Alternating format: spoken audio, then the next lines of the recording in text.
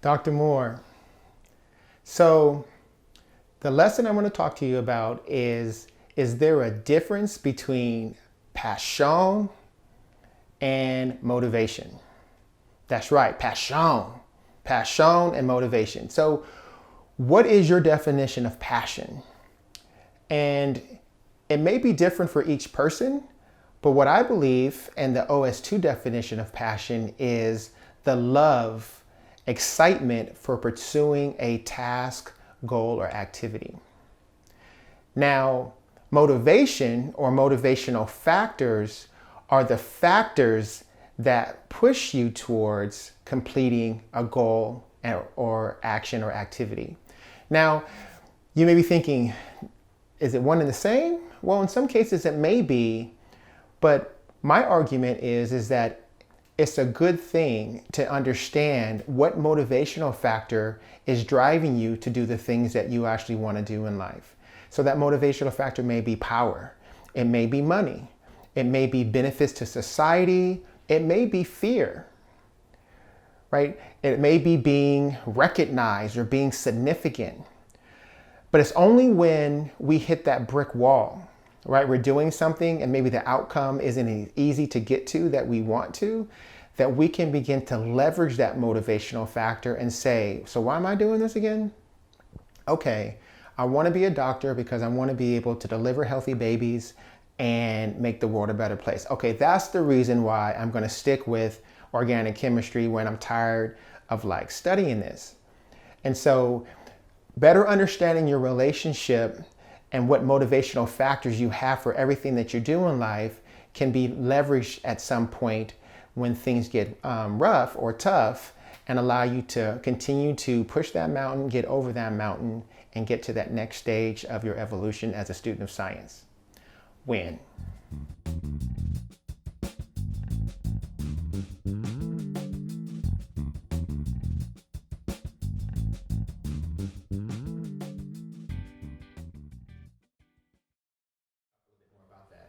But this workshop is on, is there a difference between passion and motivation? So let me have, could you go ahead and read that quote first real quick? Yes. Is there a difference between passion and motivation? Because I followed my dream or learned template. Perhaps my focus had been only to achieve and not necessarily achieve in what I was interested in. Marcus Lorenzo, Penn, MD, All right, so what do you think Dr. Penn is saying in that quote? I would think, like, it's the aspect of, like, either am I doing this just because, or it's like, it's something that I want to do. Okay. Anybody want to add anything, subtract anything? Like, I want you guys to think about when you're doing something, why are you doing it? Right? Like why? And it's so easy sometimes to do things because other people have an expectation for us to do it, or I'll just say sometimes people have blind ambition. I just want to be great at something, but I'm just going to do whatever, but I don't really know why I'm doing it, right?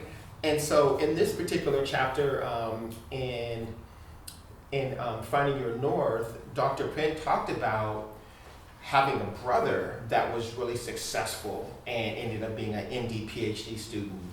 And so he was trying to follow his brother, and he was a smart person. He got to medical school, but then in medical school, he's kind of like, after getting beat down on these 24-hour shifts in the hospital, he's like, so why am I doing this again?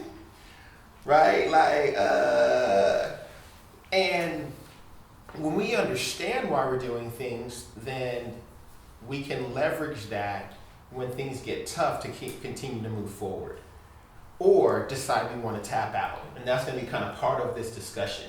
But the first part really is really understanding, and that's the first question for you is, what is your definition of passion?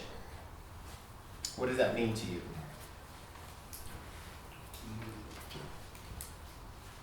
Not right now. No, you can say it. Talk to me. Talk to the group. I guess like when I think of the difference between passion and motivation, like motivation is so temporary. Like it'll be there maybe 2 weeks and then it'll be like gone for a while until you like until it decides to come back. But passion, whether or not you put attention to it, is always something lingering in your mind. Like, you know what? Every time you think about it, it's like, ooh, that's that energy jolt. While motivation is kind of like it helps you push through things that are difficult, but passion is like, whether it's difficult or not, I'm enjoying it. Okay, all right. Anybody else want to add anything? It's like always to find the bigger picture in mind. Because like I can give an example of one of my classes, organic chemistry. Like I'm just basically doing that with passion right now, which all the other classes, because like I want to get involved in pharmaceutical sciences. So that's like playing really close to my career goal. So if I can do well in that, that's kind of like showing me progress right away. All right, I'm gonna challenge that a little bit, because I ain't got nothing to do and we just sitting here enjoying each other's company, right? It seems to me, I don't know if I would equate that to passion. Passion is like, I'm dreaming about molecules every night. I wake up and I'm thinking about how this is gonna bond with this. I'm trying to figure out how these things are gonna come together so I can synthesize this. Like that's passion versus I really want to get a good grade in this class because I want to get going to pharmaceutical chemistry back in the future. So talk to me about it. I mean, I'm just... It invokes like a personal reaction, like you have to, like, or it invokes feeling, and that takes like a personal connection. So you have to be doing it for like, you have to be doing it for a specific reason that makes you feel a certain way. Okay, and it invokes a feeling. I like that. So to kind of add more layers to it, you could be working a job for the money, an 8-hour shift, a 10 or 12-hour shift, right? And come home and be tired, but you love to produce music, so you start doing it at midnight and you're doing it at 4 a.m., just in the zone, just getting it. That energy comes from a different place. It's not work to you. Right? It's almost like that energy is renewable. Right? Because you're getting it from your body too. It's like, no, I'm in the zone. I'm just over here just getting these beats popping. Go ahead. I've often heard that when people like love what they do and are passionate about what they do, they don't get tired. They're just constantly like, I don't even mind like saying that like working 16 hours, like I love what I do. I think that's kind of like a good thing to achieve in life because I mean, you love what you do, you're not really working. And so what I would say is that that's one of the more important things that you guys have to figure out in life. When you do something that you're passionate about, right, then it's not you working a job, it's you having a career, right? And what's also interesting is that the way our bodies are built is that when you're doing things you're passionate about, our bodies secretes pheromones and hormones that make us feel good. So then you'll know to continue to do it, because you actually feel good doing it. So if you pursue things you're passionate about, you'll never work a day of your life. Right? You'll never work a day because you'll be like, no, I'm going to do this for free. Go ahead. So what if you're passionate about something, but that's not like a sustainable lifestyle with the job outlook that it has? So what would you do in that situation where like there's like where like you would have, let's say, a degree or a job already that is good paying, but you have a passion, but it's not necessarily like you can't necessarily turn that into a job that's sustainable forever? That's a really good question, Johnson. What I would say is this. It's a belief system that you can't do something you're passionate about and make a living. That's a belief system. So we live in a society where we know that we need resources and money. It's important, right? Back in the day, maybe money, people exchanged goods. This person farmed and they gave some corn. This other person, they traded stuff, right? And then they switch it over to, okay, it's about gold. But like now, countries just print money, right? Like really money is a form of just energy. someone's paying you for your energy. And if you have a unique signature of things that you do, because you play basketball, or because you're an actor, or because your mind thinks in a very unique way that's focused on chemistry or whatever it is, then someone says, this is the kind of value I'm placing on your energy, and I'm going to exchange this money with you. Does that kind of make sense a little bit?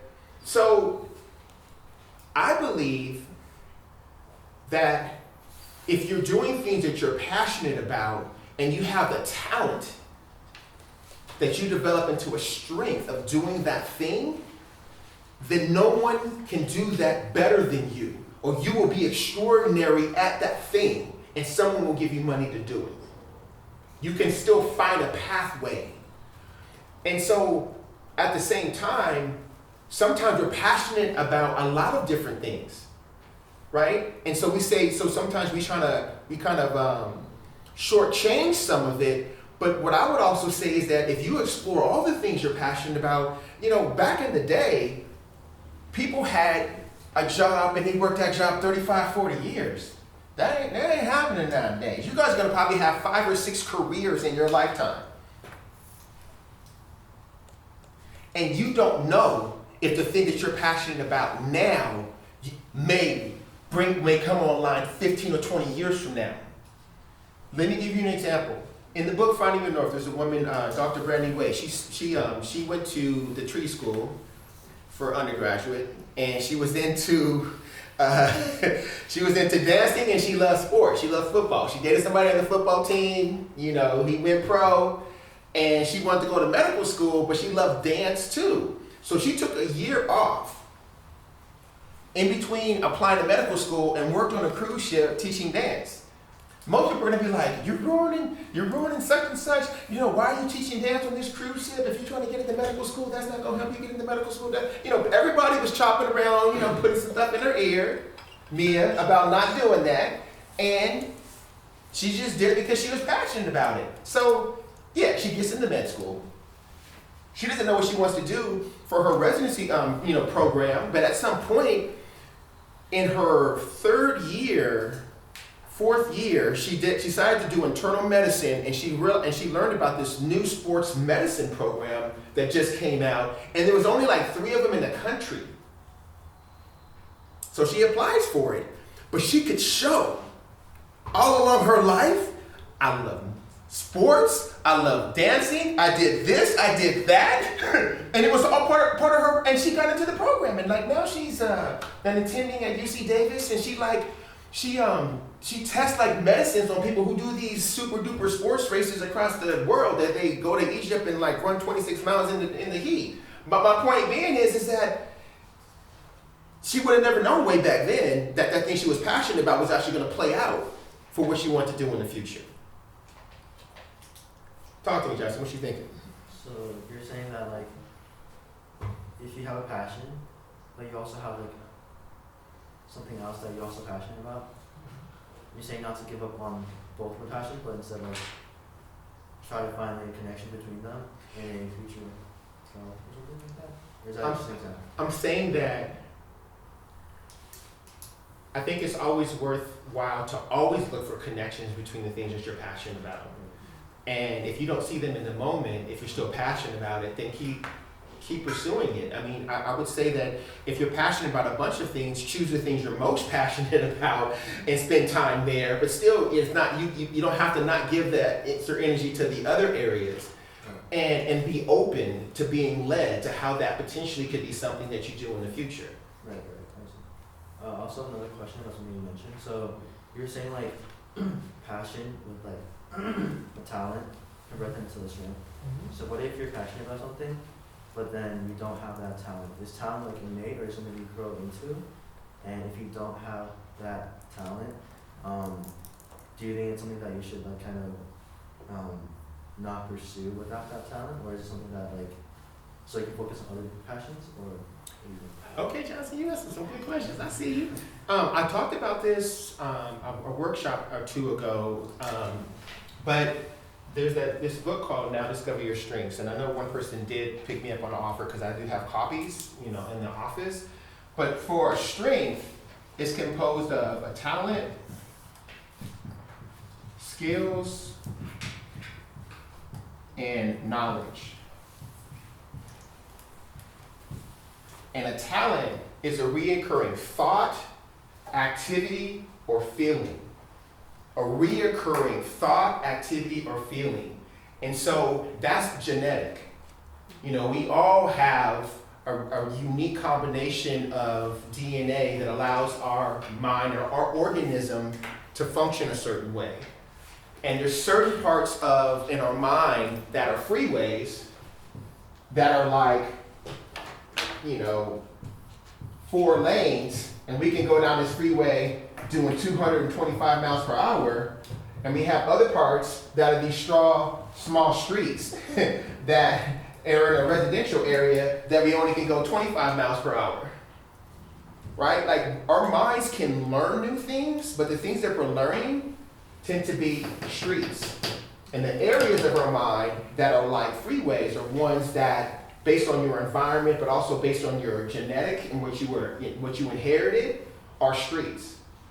And so a talent is the street, or not the street, but the freeway.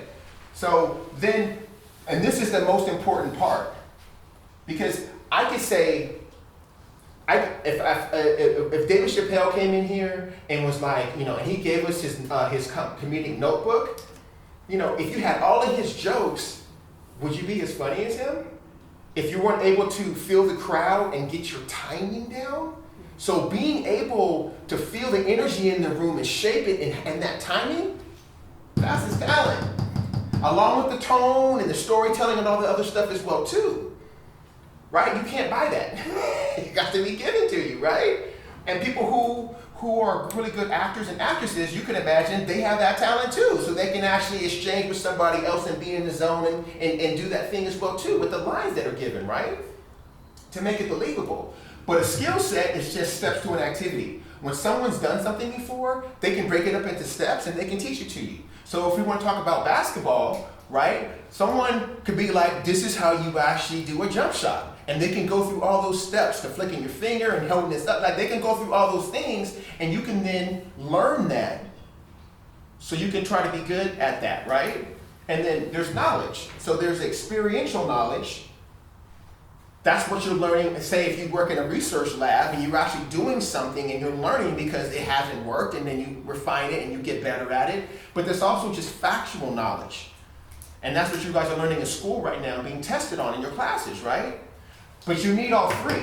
And if you have all three, then it can be considered a strength, and then you can see near perfect consistency every time. But this is the part that's holding it in place, because it's a reoccurring thought, feeling, or activity that your mind just automatically does.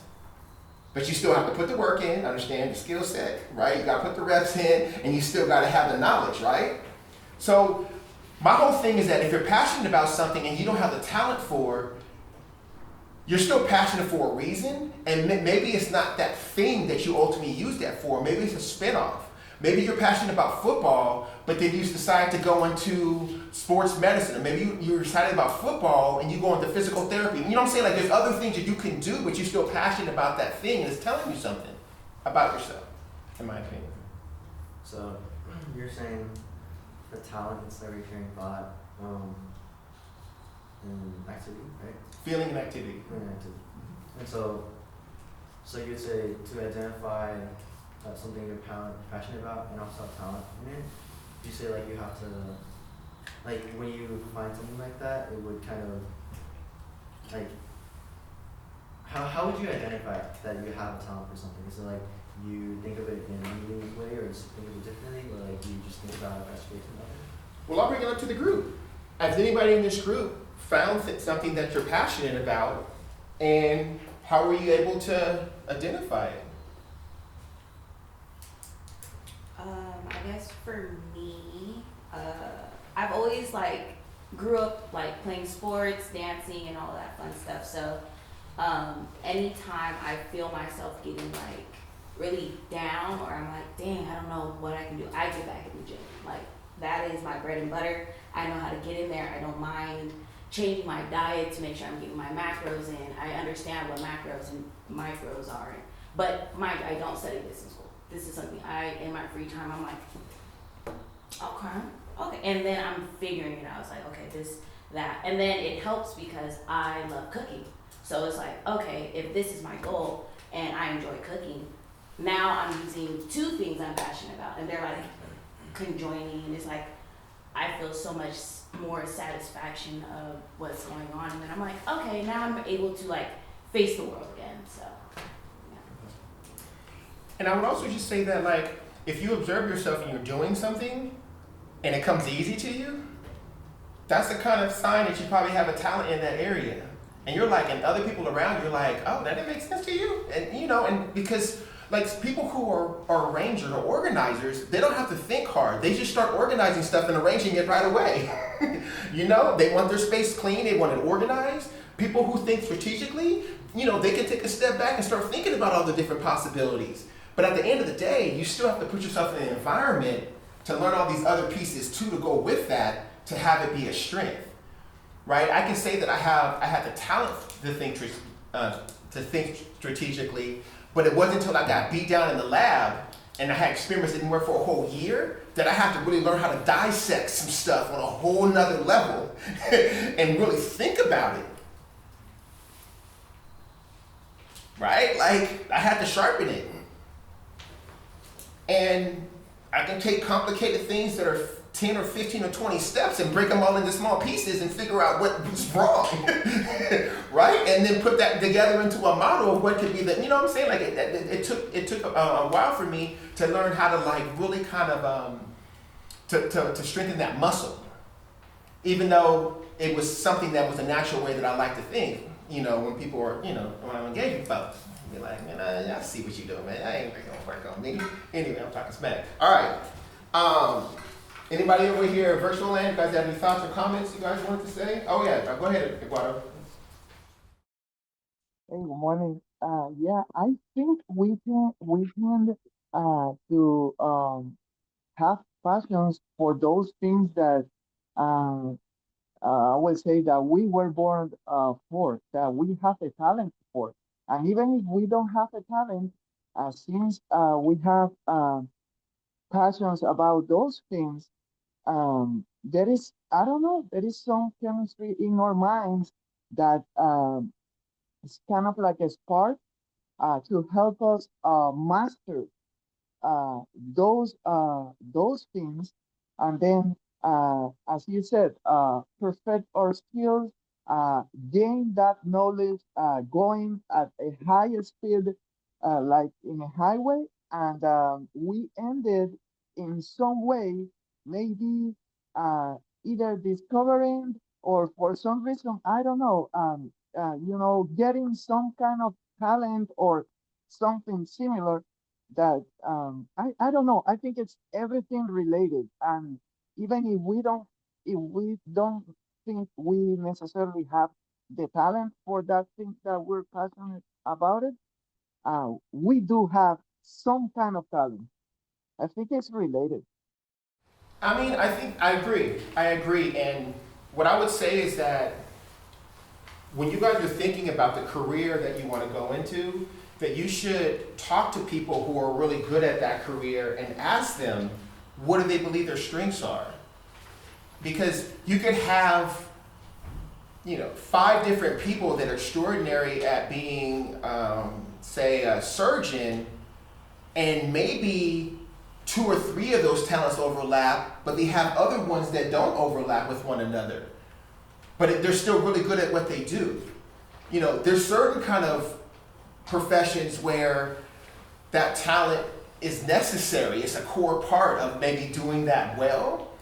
But at the end of the day, this is like you exploring yourself and figuring out creating who you want to be in life, right? And again, for your generation, especially when you think about the next 10 years, you know, like, no one can sit here and tell you what these jobs are going to look like 10 years from now. And if they do, they're lying, right? 10 years from now, those jobs are going to be, they're still evolving. But if you are able to identify what's unique about how you think, if you're able to figure out where your talents lie and develop those into strengths, then You will be extraordinary at your way of thinking, and someone will always give you money for your energy. Because no one thinks like you. That's how you win. You don't have to focus on areas that aren't necessarily your talents. You just manage them and don't have them get in the way from you focusing in those areas in your mind that are freeways, and you can do 225 miles per hour, right? Like, and so that's always the question that I have for students. Would you want to be extraordinary at 2 things, or would you want to be good at 10 things? Right? I mean, some people are like, I want to be good at 10 things. You're good. You're not the best. But if you're extraordinary at 2 things, you probably could leverage that in a lot of different areas in life, potentially. And I was just gonna say, like, what if you want to develop a talent that something that you're not really good at, but you see like it can kind of like make a big difference in life? I was gonna say this question a while ago, but I kind of had a different phrase for it. Mhm. So are like talents that you kind of force out of nowhere really considered talents? No, they call it damage control. Yeah. yeah, like literally, the brain is the only organism in the body that starts off big and gets smaller as we get older. So I believe there's like about 100 billion neuron cells when someone is first born, up until the age of 3. Those neurons make connections to each other. And then at that point of 3, your brain gets smaller. And by the time you get 16, right, then it's already been pruned, and it's cut all the connections that it didn't need, right? So you can imagine a baby. There's a reason why when kids are young, they can like learn like 5 different languages at the same time. They're just absorbing everything. Now, they can't read and write it, and they can't teach you about it, but they can sure enough just absorb all of that and start speaking to you in these different languages because they were exposed to those environments, right? But as your mind gets smaller, it gets more efficient and it gets faster. That's the evolutionary process, bruh. Right? But when you're young, you still are vulnerable to everything around you. You know, you still need a mom and dad. You still need people to hold you and protect you. But you know, as you start to get older, it starts to get more efficient and faster, right? So during that developmental window, if that talent doesn't get exposed to, a lot of times it'll get pruned. So for example, they use in the book like Michael Jordan. When Michael Jordan retired for the first time and tried to move from basketball to baseball, his challenge was he couldn't hit the fastball. Well, he couldn't hit the curveball, but he also couldn't hit the fastball. It was really the curveball.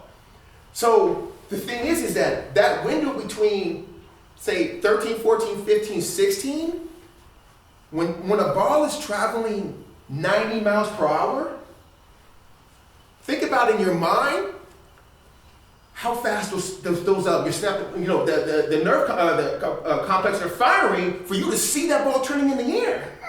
Right? To us, we're gonna jump out of the batter's box. You'd be like, hell no. But to them, they can see the ball turning in the air because their mind is firing at a whole nother level, right?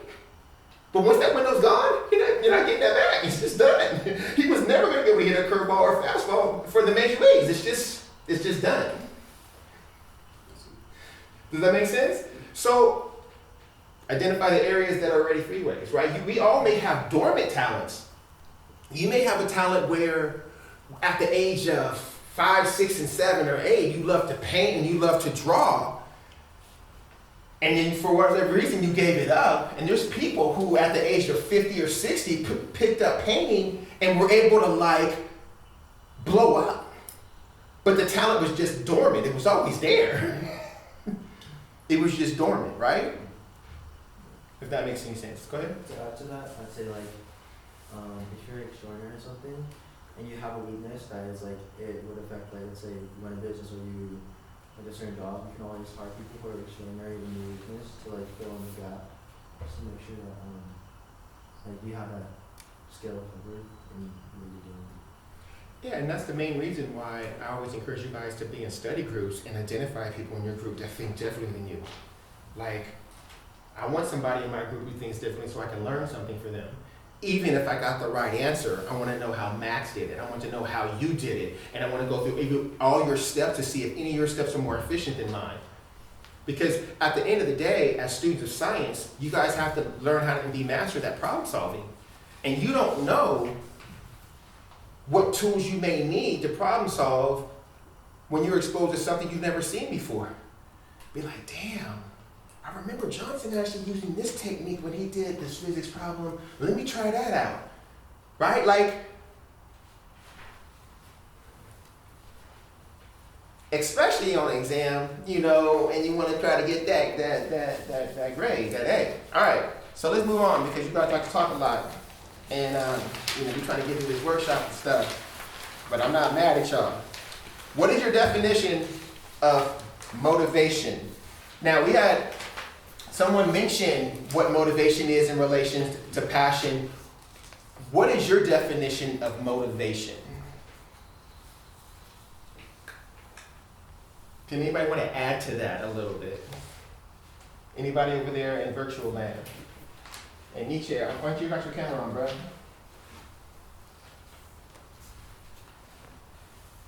Mm-hmm. Yeah, we want to see your face, bro. You know what I'm saying? Like, what you think about motivation, Nietzsche?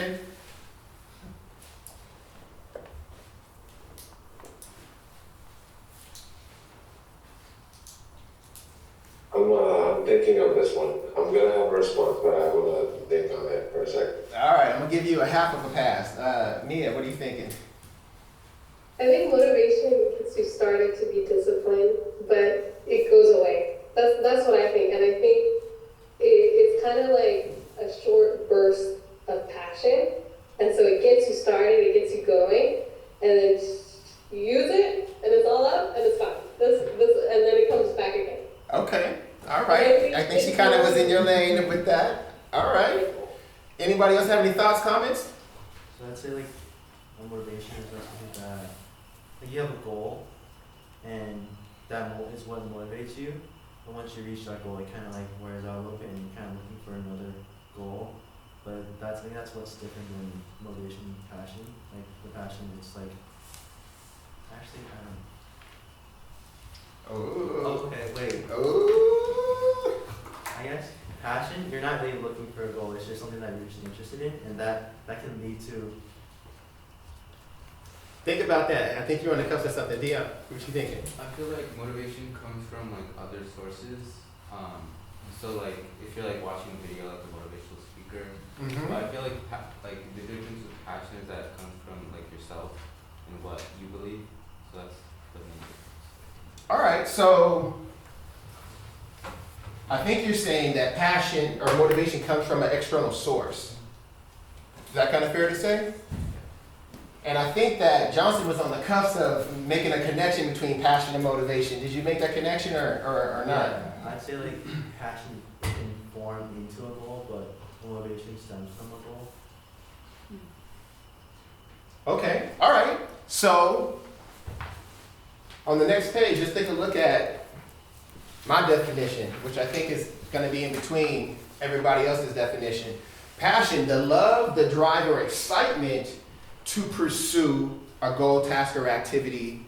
And motivation are the factors that drive you to complete a goal, task, or activity.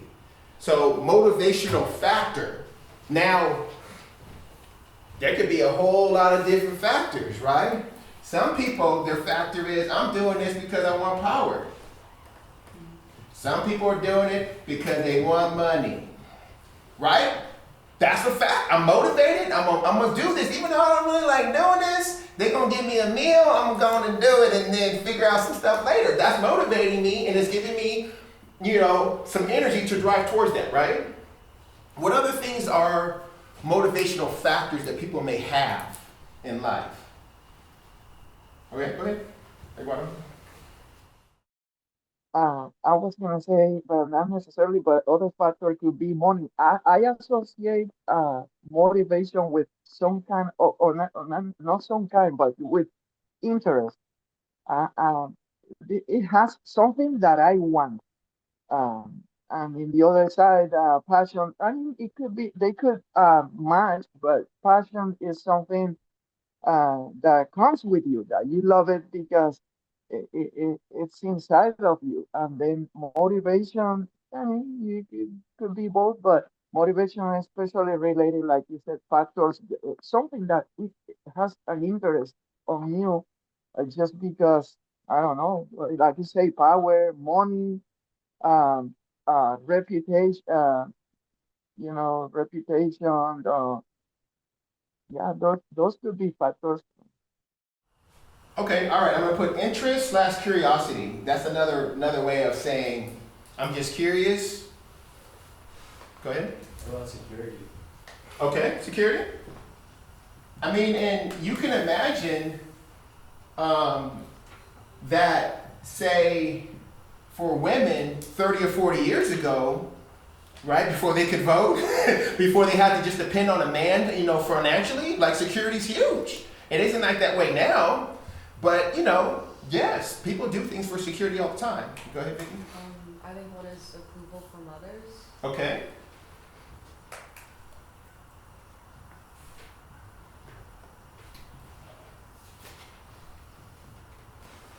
Yeah, approval from others, other people's expectations of you. Go ahead. Um, doing it out of spite. Yeah, like someone tells you, "Oh, you can't do it. You're not made for it." It's like, bet, and then you do it out of spite. Okay. Let's bring it. I like that. I'm trying to think of another word. Because there's like elevate. There's an elevation there too. You're elevating because someone challenges you, or I mean, yeah, there's that challenge of like, oh, you don't think I can do it, so I'm gonna do it, and now there is a challenge, but it's also like, I just want to prove you wrong. So okay, all right. Like having a chip on your shoulder. yeah, like All right, I'm gonna say prove someone wrong. All right, go ahead, Misha. I had like a little bit of like a different way of thinking about it, and it was motivation is like basically the pain of not having something or not achieving something is much greater than the pain of the effort that it's going to take you to get that thing, So like in terms of like rent, like or putting food on the table, like the pain of not eating at all is much less than the pain of like the pain it takes you to go out and make money to put food on the table is more than the pain of what it's gonna cost you like when you don't have food and you go hungry, so like you're motivated to go out there and like provide for yourself, like that's how I think about motivation. Right. So I agree. Some people, I'm gonna translate, what you're saying. Some people are motivated by fear, the fear of not, right? And it's fine, right? Like because in the moment, I mean, and people use this stick all the time to get people to do stuff to motivate them, right? Like, what was that? Now, I don't think you get the best out of folks by using fear. I think you get the best out of folks by encouraging them and getting them excited about what you're doing and make them feel like they're emotionally invested in it. But no, people use fear all the time. They're like, no, if you don't do this, then this will happen to you. I will fire you. Matter of fact, you got like a day. Make that happen. Right? Make that happen real quick and come back. And some people fear they can use that and transform that energy, and others get immobilized. They can't move from it because it stops them. But everyone's different. What else? Go ahead. I think like providing for others, because like you can come from like a family that's a low income family, and then you want to like do something about it, so therefore you want to achieve that goal and have that drive to actually do something, but at the cost of like maybe something like that you're passionate about. So you might have to sacrifice that passion to actually provide for others. Yeah, providing for others. Go ahead. I would answer your question. So, let's say one motivation factor is competition. Mm-hmm. Yeah. Yeah, for like the motivational factors, besides like passion, what do you think is like the best or healthiest form of motivation? All right, I'm gonna answer that in a second. All right. Other ones could be benefits to society.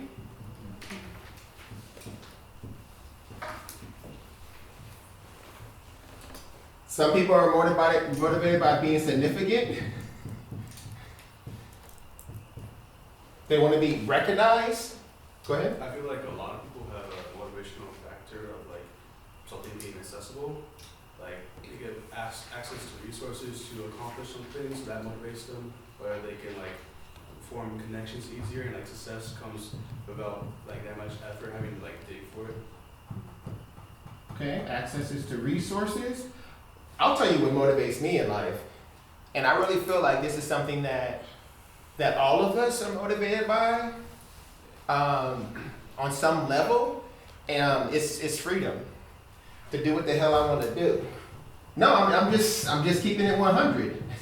Like I will work really hard so I can have the resources and the ability to do what the hell I want to do and when I want to do it. And that's a luxury.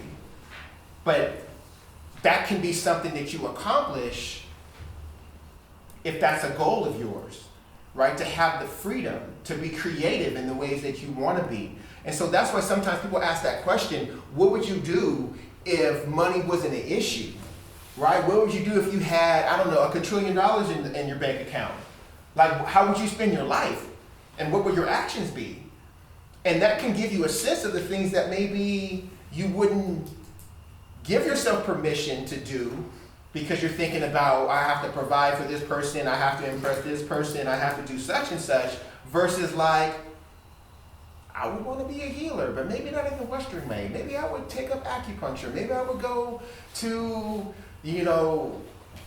be a monk on some top of a mountain, chanting and getting in touch with my spirit. You know what I'm saying? Like, I don't know what that is, but this is one of the things that definitely drove me. So to answer your question, Johnson, I think there can be different motivational factors at different stages in your life.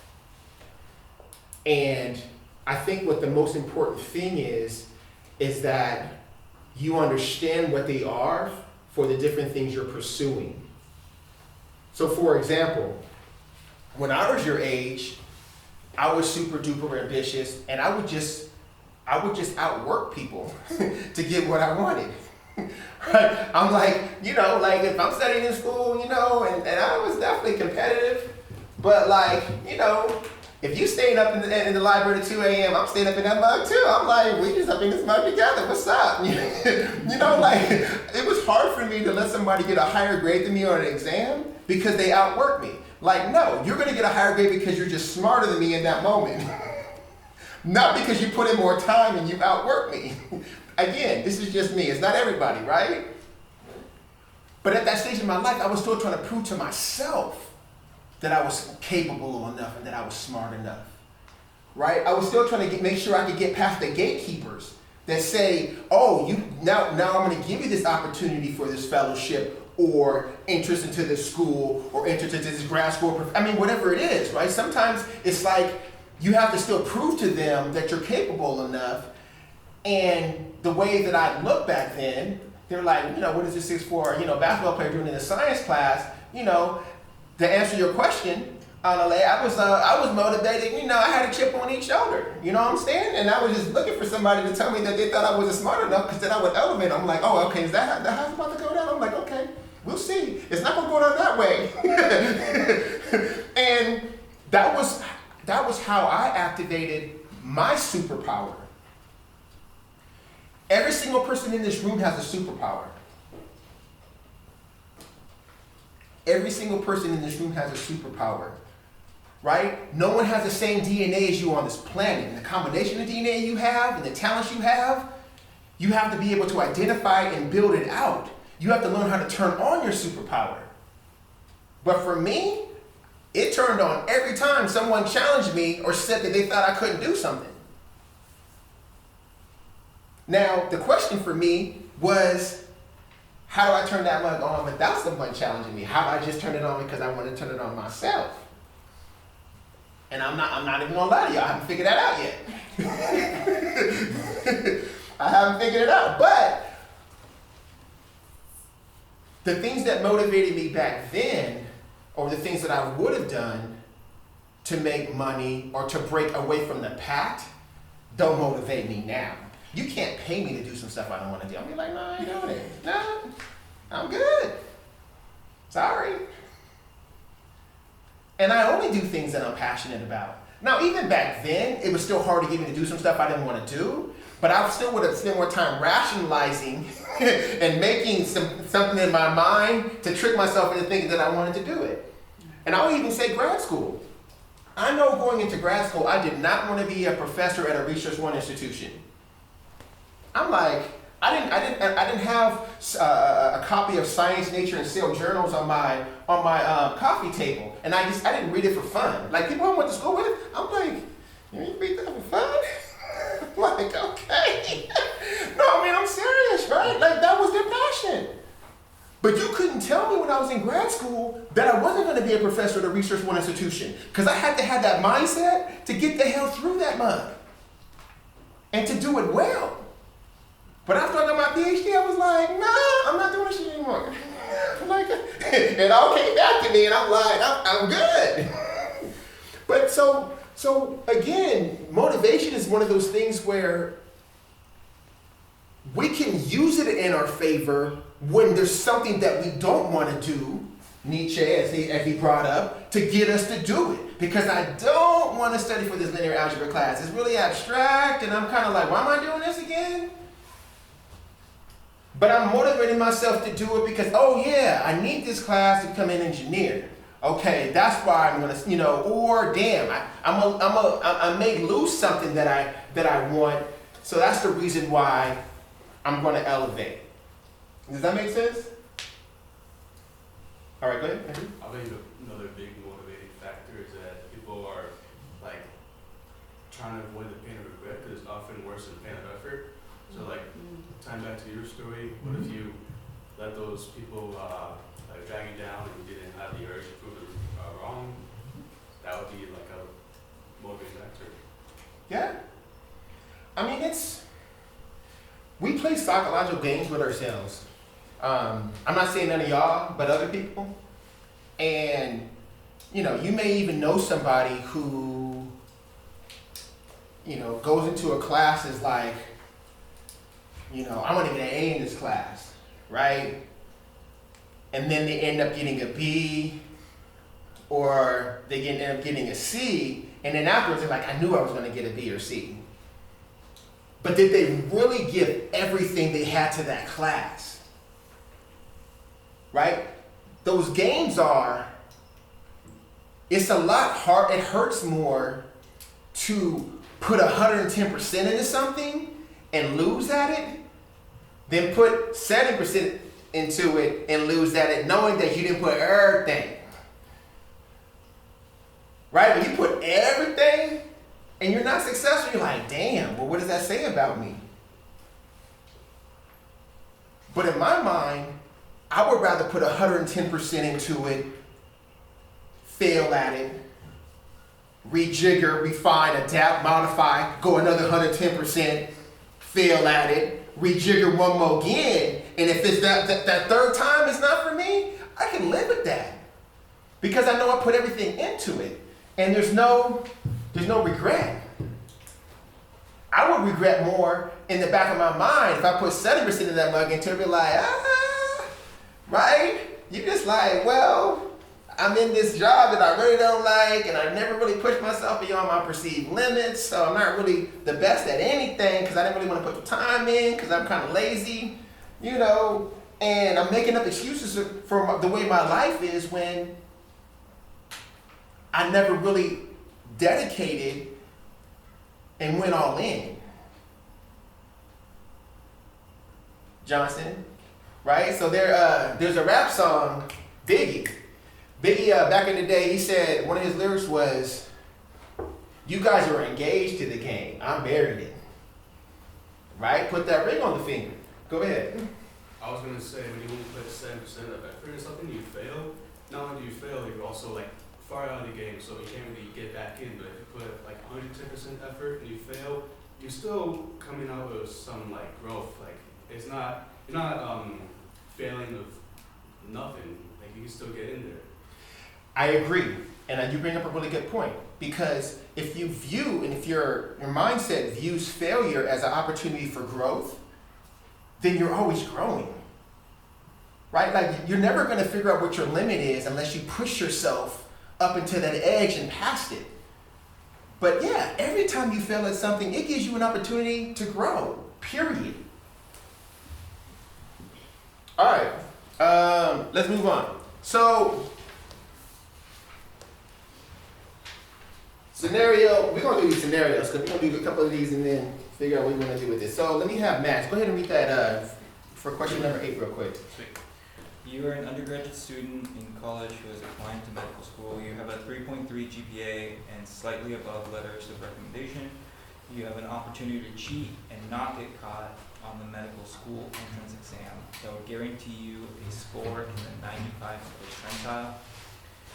95th percentile in the country. This score would guarantee you admission into Harvard Medical School without partial scholarship. If you take the medical school entrance exam using your natural ability, then you would likely score in the 60 to 70 percentile in the country, and this would provide a 50% chance of admission into a less reputable medical school. What would you do and why? Yeah, we gonna go there. All right, because I'm trying to cause some controversy. What would you do? I'm gonna go. And why? And why? So personally, I test well. So if you're telling me I'm going to range from 60 to 70, I think I'm going to land in the 70 if it's off my own natural ability. So I would go for, I would not cheat, and then even if it's 50%, it's like if I get in, oh, I'm throwing a party. That's me and all me. But if I cheat and I get in, now I have expectations put on me, and if I fail, people are looking at me like lower than what I am, because it's like, well, you showed up this way on paper, and this is the ability you brought to the table. Embarrassing, and you're not going to embarrass me in an academic setting. All right, that's one idea, Tom. What would you do, Tom? Oh, I mean, I'll stay, I won't opt to, cheat on the exam because it give me more advantage that, just didn't work for me, work against my, morality or my personal sense of responsibility, because, getting cheat into a school is definitely not, what I would want to do. So I would like try to figure out any possible solutions I could try to improve my knowledge or to get more preparation for exam. Yeah, I think that what motivates me is like my personal principles of what is right and wrong to do, and yeah, that's my rationale. All right, y'all over here front. Somebody gonna cheat. Who's cheating? Give me your. Go ahead, Justin. What's going on? Everyone's gonna say not cheating. Okay, I'll just say I'll cheat. Not like I would, but I'm just saying because everyone's saying they're not gonna cheat. But to rationalize that, like, who wouldn't want to get into Harvard Medical School? And with the scholarship, right, and I would say they really want to get into the medical school. That's also the reason why someone would cheat. As for motivational factors, like there's money, there's a prestige of getting into Harvard Medical School. No, I mean, I'm just saying that, like, and I'm just, playing devil's advocate, right? Sometimes we think about life as black or white, right or wrong. And I think people be swimming in a whole lot of gray areas, right? So Does someone who get into Harvard because their parents donated some money? Is that fair? Does that happen all the time? Does someone get a job because their parents know somebody who works there and they give you the hookup? Right? Is that cheating? I'm just saying, I get your point about getting there and maybe not doing well. What if you're just not a good test taker? But you get up in that mug, you're like, oh my goodness, I'm about to turn up. What's up? Right? And I always chuckle about the whole affirmative action thing. I don't know if I can even say that now, right? Because, you know, the way things are in this country. But I used to always chuckle because when I was in grad school, there was only 2 people, you know, that looked like me in my program, and we used to always tease each other. I'm like, yeah, I said that affirmative action science, right, is guaranteed to work. It's the funniest thing, like at the end of the day, when you get an opportunity, you still have to show up and show out, period. But if you don't believe in yourself, and you get around a bunch of people that are smarter than you, that think a little faster than you, Johnson, then all of a sudden you're like, damn, I hate you, and I hate you too, damn.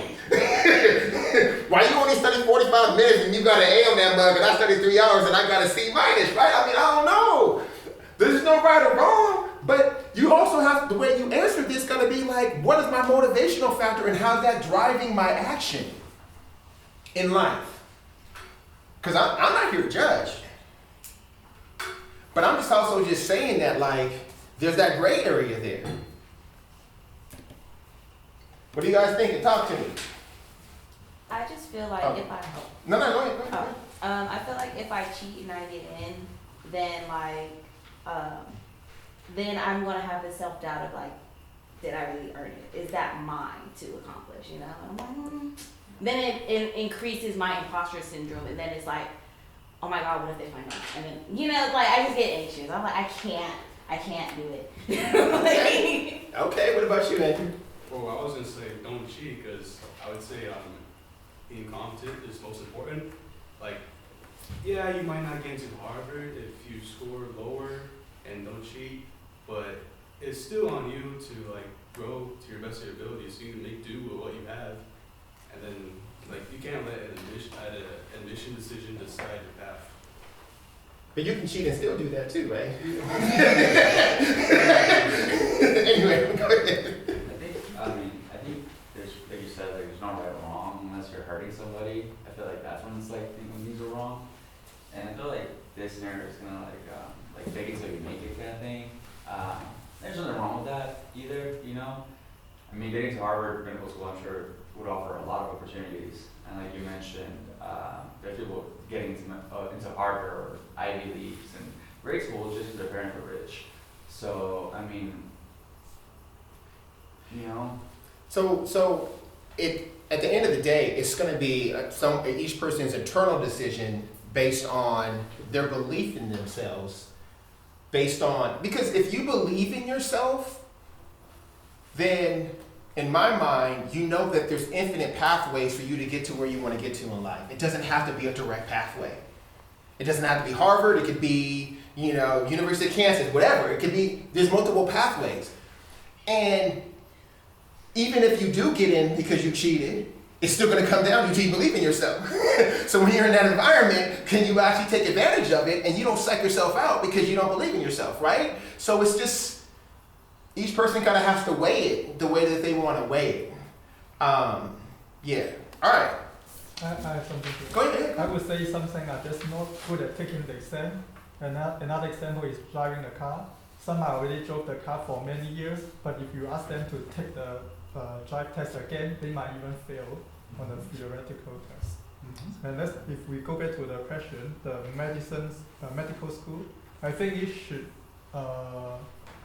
the factor of the hands-on projects, like how to do the medicine, should be a more important factor instead of just taking the exam. Yeah. So I would say it depends on the area. If I'm going to do the medical school, then I think it should be, the hands-on projects should be more important. If I have the strong experience in the hands-on projects, like how to do the medicine, I would say I might cheat to get in the school because I feel I have the experience for it. No, I mean I get it, and I mean medicine really is the art of healing, Yeah. and healing someone isn't just being smart and can take and pass exams. Right? Like there's bedside manner, there's connecting to people, there's being able to gain trust in your patient. There's all those other things that go into are you a good healer or a good medical doctor? And you know, and I think the top medical schools look at that.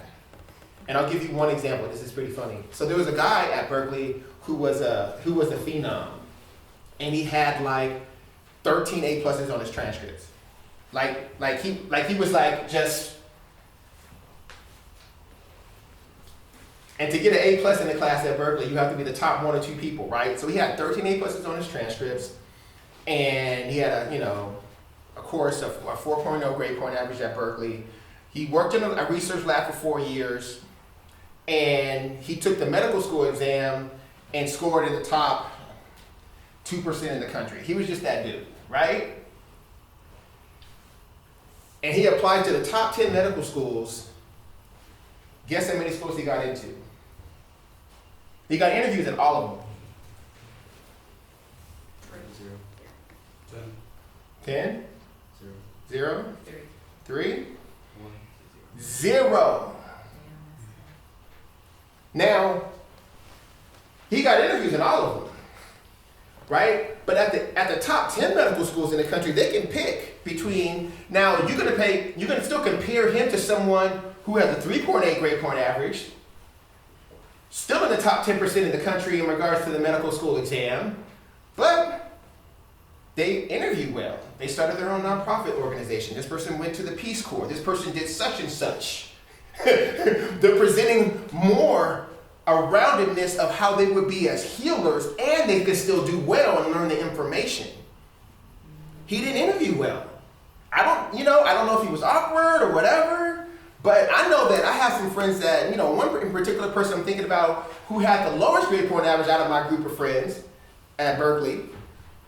B student, a little higher than the B student, but 90% of the places he's interviewed at, he got into all of them. Dude crushed it.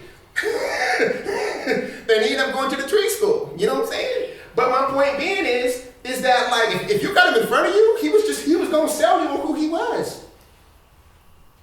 Now that person didn't have if he would apply to an MD PhD program, if he would apply to become a medical scientist, he would have gotten into all of them because he's clearly brilliant. But he went straight medical school, and I think he did get into medical school the next year. So whatever it was, he kind of adjusted and did his thing. It wasn't his test score, which is great, but maybe he practiced, taking exams or interviewing with people or something like that. So anyway, all that to say is that, like, yes, in the top 10, you can choose people because you like their energy, you think that they're a good healer, and they can still do the work. And if you would apply to second tier medical schools, they just would have let him in, period, because they're like, we just want somebody like you at our school. If that makes any sense. All right, any thoughts, any comments? Hey, Robert, go ahead.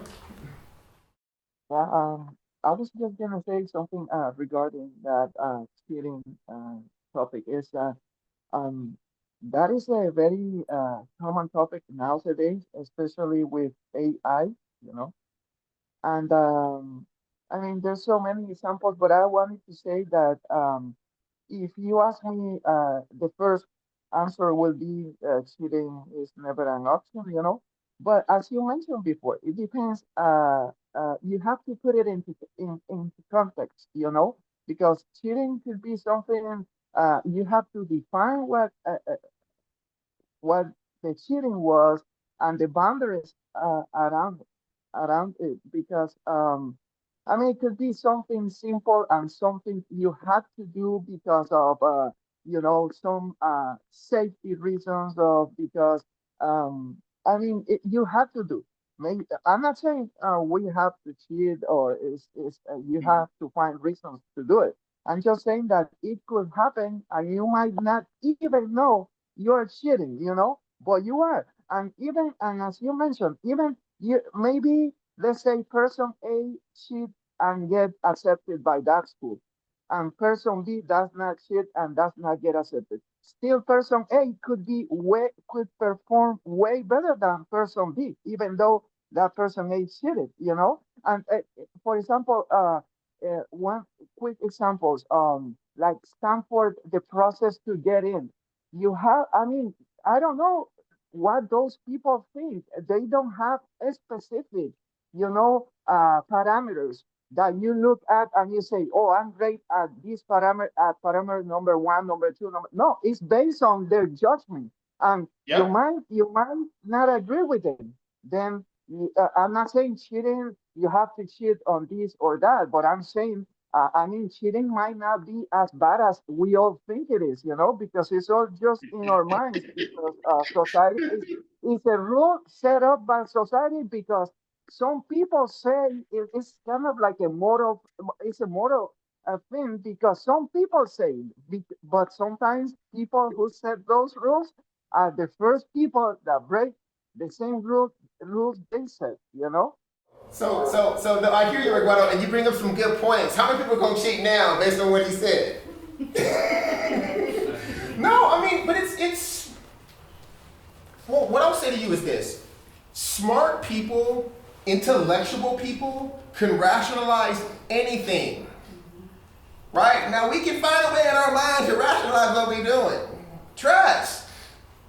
We can. And it's still going to come down to how you feel about it at the very end.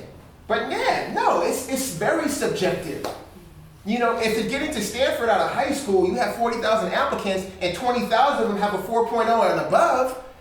Like, what's the difference between the person who got in, who's part of the 1,700, and the one that didn't, right? They all have good grades. They all did well on the SAT test. I'm just saying that, yes, it's very subjective.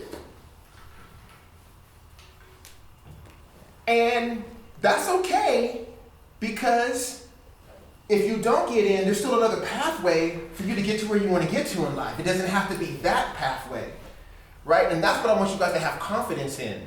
That one door closes, another door opens up if we follow our passion and we put the work in, right? It's our actions that allow things to move forward in the way we want to in life. You still have to put the work in. But yeah, it's just, and you can imagine folks that go to private high schools and have someone drop $3,000 to help them with their personal statements, to all the other stuff that they can go into that people do who have money. And again, you know what I'm saying? It's like, it just is what it is. All right, next scenario. So you are what's going on with you? Suppose you understand your process of learning and your area of strength in school, and you know to achieve a 4.0 grade point average in college, your college major, it will require 4 hours a day, 7 days a week to get it in. You also know if you want to achieve a 3.5 grade point average in college, it will require 3 hours a day, 5 days a week. You can get the weekends off if you won't. And if you want to achieve a 3.0 grade point average in college, it will require you studying 2 hours a day, 3 days a week. What choice would you make regarding how you would be studying? Johnson. I'd say this depends on what you're. I'm talking about you. I want you to tell me what you're going to do. I mean, me, as like a, who's interested in going to medical school, I think 4.0 just because that's like a big door. But if you're interested in. Nah, I'm talking about somebody else. I'm talking about you. Okay. You putting in 7 hours, 7 days a week. I mean, getting a 4.0 would boost my chances of getting into medical school like tenfold, so I just do that and just spend the time. You would? I mean, I'm just saying, Johnson, talk to us. You seem like you're kind of waffling a little bit. 3.5 is not too bad either, and it's like, I could fit in a lot of other clinical like extracurriculars with 3.5 to also boost my application, so. What's it gonna be, a 3.5 or a 4.0? Depends on how much I'll accomplish with the hours that I am saving, but if I'm guaranteed a 4.0 with like 4 hours, I just take it safe. I don't just do 4 hours. Just because if I'm like, different part of like, I mean, if I can like do like my own nonprofit and like do like. You gotta make a decision, Johnson. 3.5. Because the thing is because you know what the follow-up question is, how many hours a week, how many hours a day you put in now? Yeah. Right? And you ain't gotta say anything out loud. Do you feel like your grades represent where you want them to be, right? That's what's up. How about folks in virtual land? What you think about it, Nia? What you about to do? Damn, I don't know. For me, I mean, I want to transfer well. So you can balance the 4 hours throughout your day. Like you don't have to do it in one go. And that might be more effective than doing 3 hours. Like, okay, I don't know the details. But for me, I think I would do that 4 hours a day, 7 days a week to just cover all the bases, be sure, because I think I could balance everything else. I just had to be hardcore for me. That's what I would do. I mean, I agree.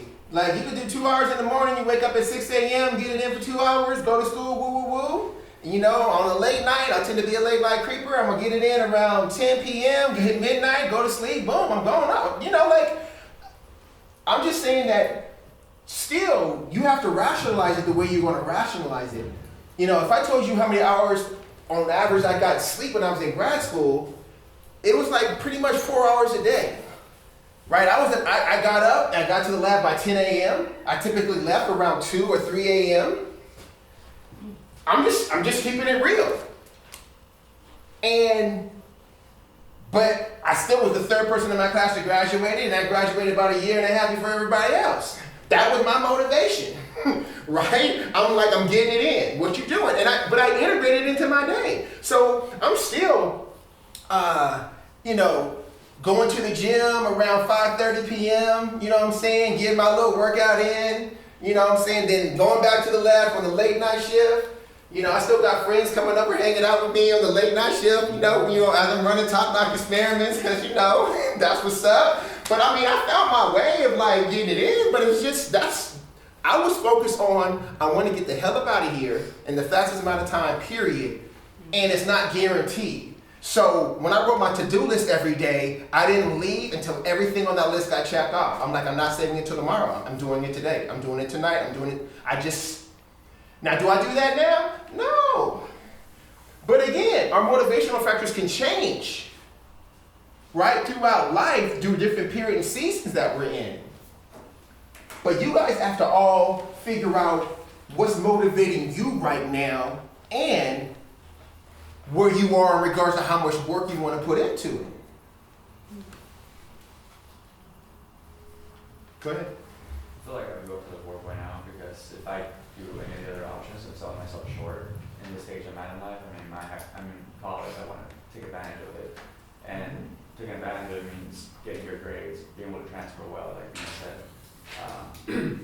So, yeah, 4.0 just seems like 4 hours a day. That's really not that bad. It seems easy when it's written like this, right? Yeah. Right? And it seems easy when it's guaranteed to get you to the 4.0.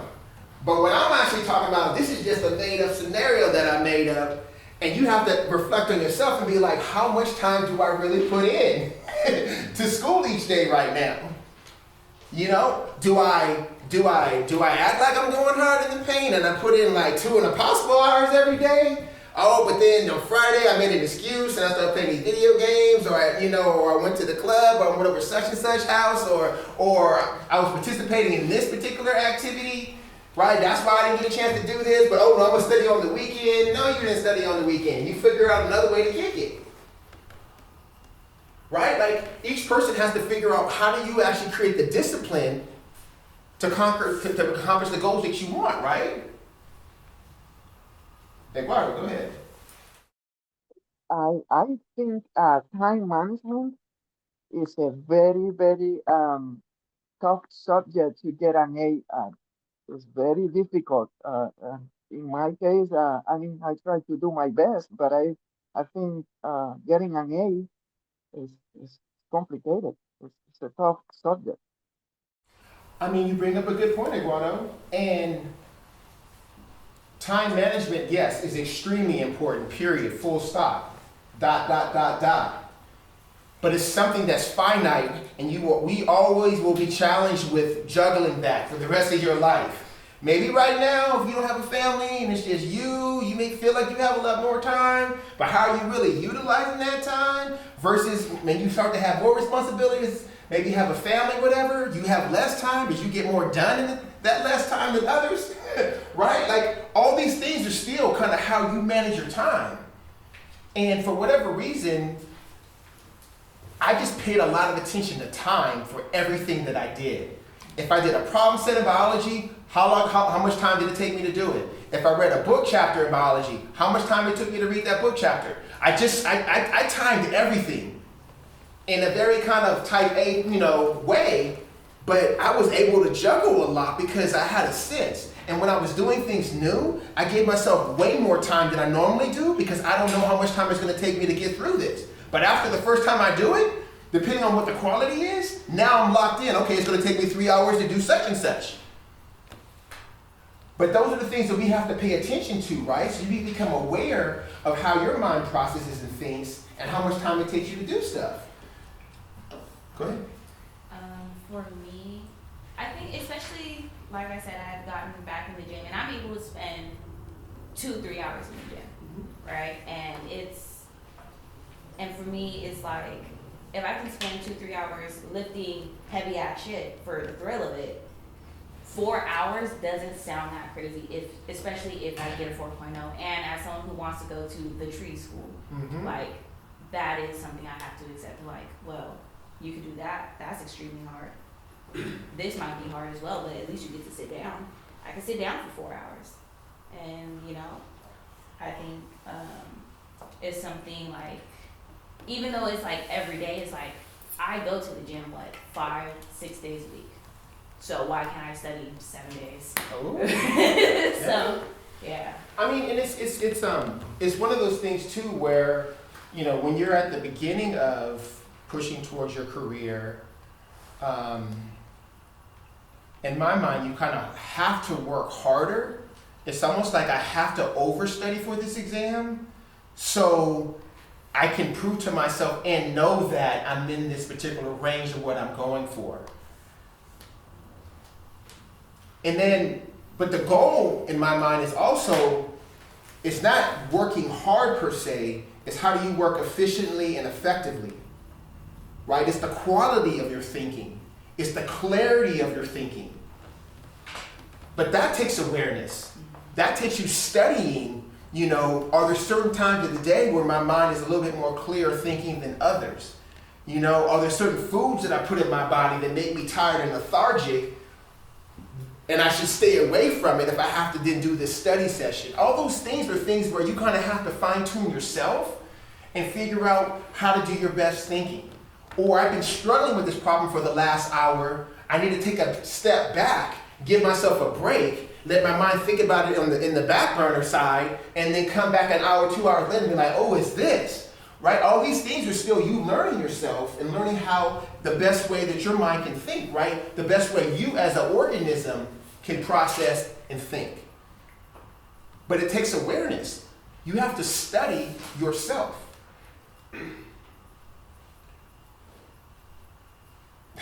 Andrew and then Justin. Hear me out. These numbers are arbitrary, right? So I'll study 2 hours a day, 3 hours a week, 3 days a week, and get a 4.0. Right? You could. Yeah. So everybody has different study methods. Some people just kind of wander around during the study session, like their mind is not really focused on what they're doing, and they go that studying.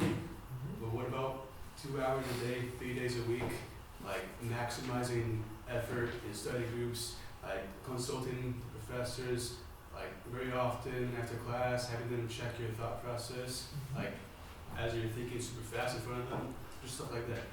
Yeah, I agree. But what I would also say, Andrew, is do you just start off 3 days a week, 2 hours a day, and be like, I'm about to get the A's in all these classes with that? Or do you put more time in and then trim it off as you continue to maintain that A, right? That's gonna be the approach that you take. And I would say that that would probably be the approach that I take. That I would overstudy, get A's in all my classes, and then trim it down and maintain those A's. But you know, all these things are still based on your life experiences, how you think, how you process, and how much, you know, and how, you know, and where your talent lies, right? Johnson? I would say, like, to me it seems like it depends on how confident in your intellect and what you think defines that intellect. So like you can say like GPA can define the intellect, but you can also use that time to like, let's say make a product or like make something else that can define that intellect. So it's like, I mean GPA is always like the easiest, safest side because like it's just a number and you can tell that grades, but like if you are creative in a different sense, you need to have time to like create something else that can define the intellect in a better way. Like, I don't know, that's just something. Well, no, you bring up a good point, Johnson. And what you're talking about for me is what I call a standard you have for yourself. And there's internal standards, right? Something inside of you, that's your motivational factor, that's your passion mixed with that's driving you? Or is it an external standard, right? Is it something outside of you? Is it the standard of this professor? Is it the standard of this school that I want to go to? Like, you could have an external standard, right? And so, a lot of times when people say, okay, I want to have this grade point average, it's an external standard, and I'm not saying it's right or wrong, but I can give you A's in all your classes here, but if the professors here don't train you the way that you need to be trained at the next level, then you get there and you have a false sense of who you are, and you may struggle. But you still have this grade point average that you're applying to yourself saying, I'm worth this, or I'm this because of this number, right? Now, if you ask me about my standard in school, my standard is I want to know everything because I'm curious, because I want to identify some unified theory that connects chemistry to biology to physics to this math that I'm learning. I just want to understand the universe and everything around it. That drove me to do well in my courses. And when things I couldn't understand, it bothered me that I couldn't understand, and I spent time thinking about it so I could try to understand it. But it wasn't the grade that drove me. But guess what though, Johnson? I still got good grades because I put the work in from the curiosity standpoint, because I didn't know what I needed to know and not needed to know for grad school. I don't know what I need to know 5 years from now. And maybe this one concept in this class is something that I got to put in a sticky place in my mind so I can draw upon it, 5 years from now. But if it's always someone else that you're doing that for, one, you got to ask yourself, is that sustainable for the rest of your life? Maybe or maybe not. But I can tell you that people who are extraordinary at what they do, you take the Picassos and the Beethovens and the Tiger Woods and the Michael Jordan, you take all these people who are great, they had, in my mind, internal standards. It wasn't like Beethoven was like, let me try to figure out on YouTube or TikTok how many likes am I going to get with this beat, right? I'm not making this for anybody else. They weren't, Picasso wasn't saying, these brush strokes right here, I think people are going to really like, no, it meant something to them. At the very end with that last brush stroke, then if something inside them said, now I'm done. Right? That's why Tiger Woods was number one in the world and redid his stroke. Or Michael Jordan then redid his three-point shot. I'm just saying, like, there's something inside of them that was driving them to be great. Now, if you don't have that, you can still find people outside of you to be your muse, to push you. I love having people around me that are better at the things than me. I'm like, okay, how you do that?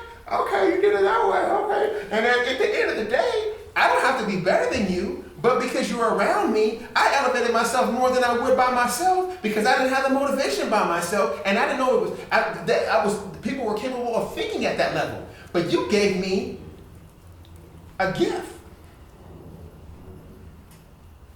right? In an interview, Michael Jackson said that every time he had a good idea, he would have to either write it down or record it because he felt like if he didn't act on it, the idea would reach Prince. So he was like, so he was like, nah, I'm gonna have every good idea I have, I'm putting action towards it so it doesn't reach that man. So, you know, like. Oh, that's funny. Yeah, he was an interesting man.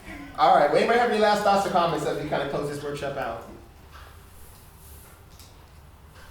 Go ahead. So this is a question. Sometimes, like, when I have, like, the big picture in mind of my goals, that's when I feel passionate about something, but often, like, when I'm distracted by, like, other things in my life, I, like, lose that passion. How do you recommend that someone, like, becomes mindful of, like, their goals in a way that keeps their passion? That's a really good question, Dion, and I'm gonna have to think about that for a minute. I mean, when you talk about mindfulness, I feel like we can have a few workshops just on that subject area. And I can even say that, you know, my wife just went on a retreat about a week ago that was one of those non-talking retreats. So for a whole week, they couldn't say anything to anybody. And, you know, they had meditations each day and these different talks. But the idea is that you couldn't bring books with you, you couldn't bring anything to write, that you have to be mindful in every moment of the day, right?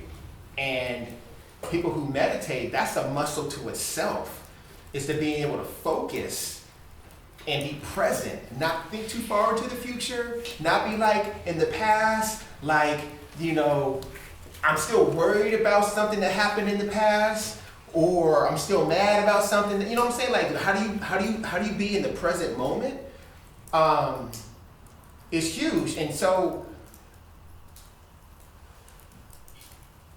I feel like I would want to really chew on that a little bit before I answer that. But if anybody else have any things that they want to say about ways to be mindful, I am definitely open. Even folks over here in virtual land. I mean, having time set aside, like you could really say like, hey, for this 1 hour, this is my hour. And then like, you know, if you want to use that time to, you know, relax and recuperate, you can. Or if you want to spend that time like just visualizing like, hey, I just need time to think about what I want. And then it kind of helps create like, it helps bring up the reminder like, yeah, this is what is important to me. And it kind of allows you that downtime to kind of strategize and be like, okay, if this is what I want, what is going on, and is there a way for me to kind of leverage things around, you know? But it does start with making the time, which is the hardest part because so many things are going around. It's like, damn. But you know, it sounds easy, like, oh, it's just 1 hour, but then you're like, but I have to do this, and it takes an hour just to go here, blah, blah, blah. So it's trying to find that time. And I think that's the hardest part for a lot of people. No, I like that. And, you know, what she's also just saying is finding time to reflect. And maybe for you, it's finding time each day to reflect. And how much time that is can be whatever feels right for you. I typically meditate in the morning time when I first get up. You know, that's where my mind's the most active. And you could ask yourself questions and or get yourself juiced about your day. All right, what am I going to try to accomplish today? Okay, how's this connected to the bigger picture of what I want to do in life? Okay, let's go, right? I mean, so, you know, we also have to be our own cheerleaders. And we have to kind of be, my sons, we have to glaze ourselves, right?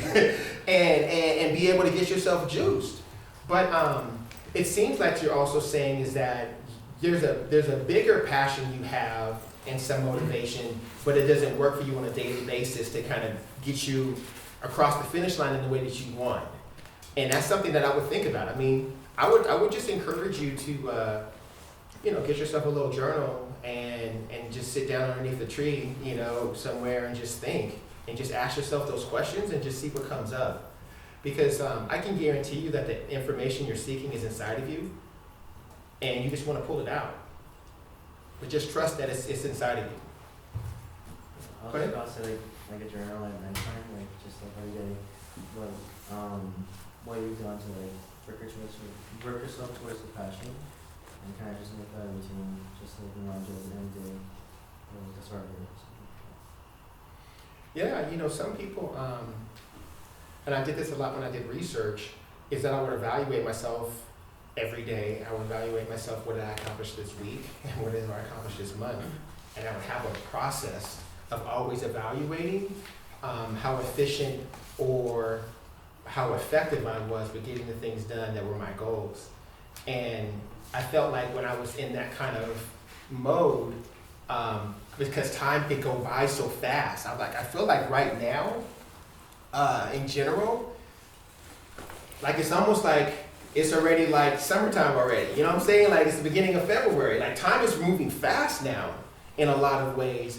And if I don't put things down on my calendar and I don't set goals each day or each week, then it's like the semester's over, right? Like it's almost like, and so it's just something to be mindful of, where maybe for you writing it down and kind of having a schedule or organizing your goals may be another way to motivate yourself.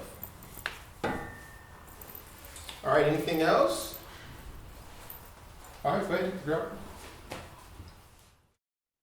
I wanted to say, I was gonna say that, and this is just a comment well related to what we mentioned before, that I pay so much respect to efficient, because it has to be efficient, as you said, hard work.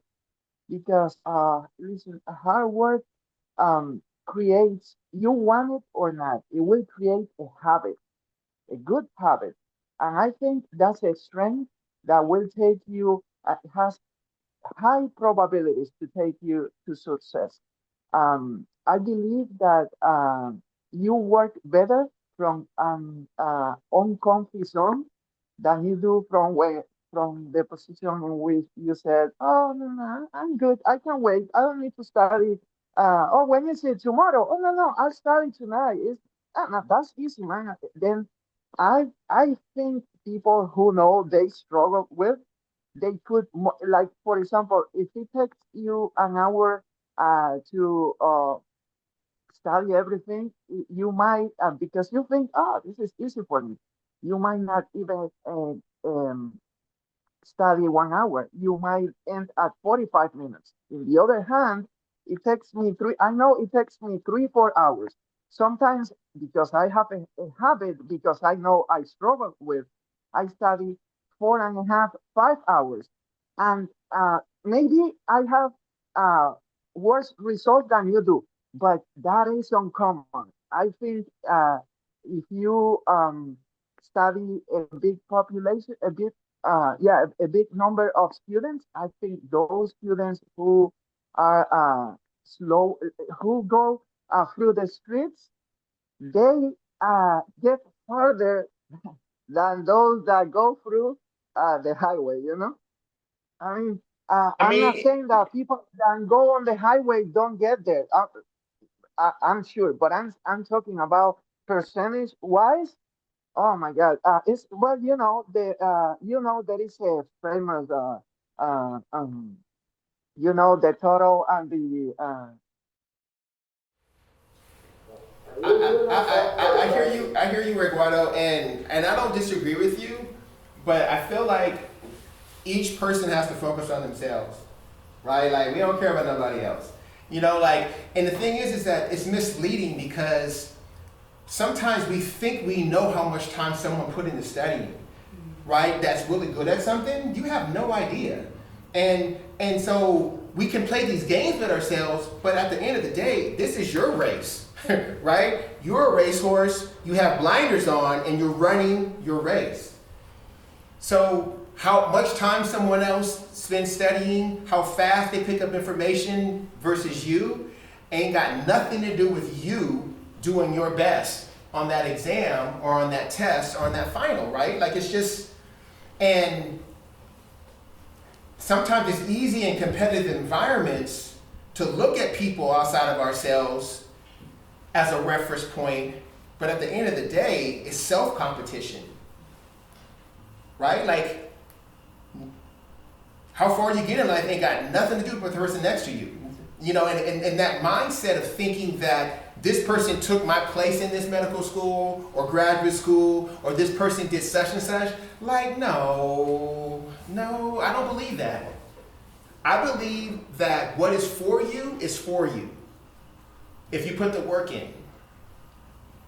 That someone's not, like all of a sudden, we don't have enough resources or abundance for everybody to have food and water and to have all the things they want in life. That I have to take from somebody else for me to be good. Like, no, we all can be good, right? So it's just, that's what I just want to, I'm not saying that what you said is wrong, Eduardo. I just want to make sure we pivot it into a way where people can just know that it's going to be about you putting in the work. All right, so we're going to close out on that. So I thought this was going to be a short workshop, but it ended up being a lot longer than I thought. But I feel like we had some pretty good discussion. So for the folks that stayed to the end, I appreciate it. But you guys have a great weekend, and I'll see folks in a couple weeks on that Wednesday if you can make it. All right, thank you.